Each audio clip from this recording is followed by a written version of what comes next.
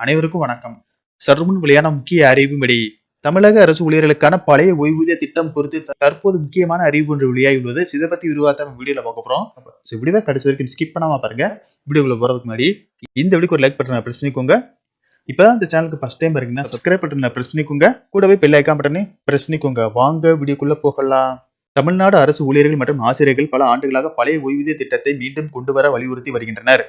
அரசு ஊழியர்கள் ஆசிரியர்கள் சங்கங்கள் தொடர்ந்து போராட்டங்கள் மூலமும் கோரிக்கைகள் மனுக்கள் வாயிலாகும் தங்கள் நிலைப்பாட்டை அரசுக்கு எடுத்துரைத்துள்ளனர். 2026 சட்டமன்ற தேர்தல் நெருங்குவதால் ஸ்டாலின் அரசு விரைவில் ஊழியர்களுக்கு நல்ல செய்தி அறிவிக்கும் என தகவல் வெளியாகியுள்ளது. அதே நேரத்தில் பகுதி நேர ஆசிரியர்களை நிரந்தரமாக்குவது போன்ற பிற வாக்குறுதிகளையும் அரசு நிறைவேற்ற வேண்டும் என்றும் வலியுறுத்தப்படுகிறது. இந்த ஆண்டு இறுதிக்குள் தமிழக அரசு ஊழியர்களுக்கான பழைய ஓய்வூதிய திட்டம் மீண்டும் தொடங்கும் என எதிர்பார்க்கப்படுகிறது. அடுத்த சில வாரங்களில் இது தொடர்பான முக்கிய அறிவிப்பு வெளியாகலாம். இதற்கான ஆலோசனை குழுக்கள் அமைக்கப்பட்டு அவற்றின் பரிந்துரைகள் அடுத்த சில வாரங்களில் வெளியாகும் என தெரிகிறது. அரசு ஊழியர்களுக்கு அகவிலைப்படி உயர்வு, பல்வேறு சலுகைகள் மற்றும் பிற கோரிக்கைகளை தமிழ்நாடு அரசு நிறைவேற்றி வருகிறது. பழைய ஓய்வூதியம் தொடர்பான அறிவிப்பும் வெளியாகும் என்ற நம்பிக்கையில் அரசு ஊழியர்கள் உள்ளனர். சட்டமன்ற தேர்தல் நெருங்கி வருவதால் தேர்தலுக்கு சில மாதங்களுக்கு முன்பே இந்த அறிவிப்பு வெளியாகும் என எதிர்பார்க்கப்படுகிறது.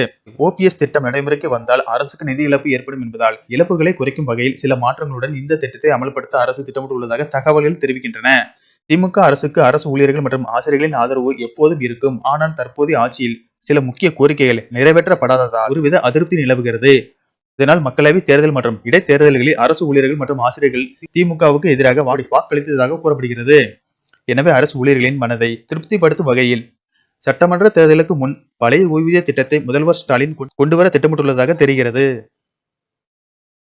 நன்றி, வணக்கம்.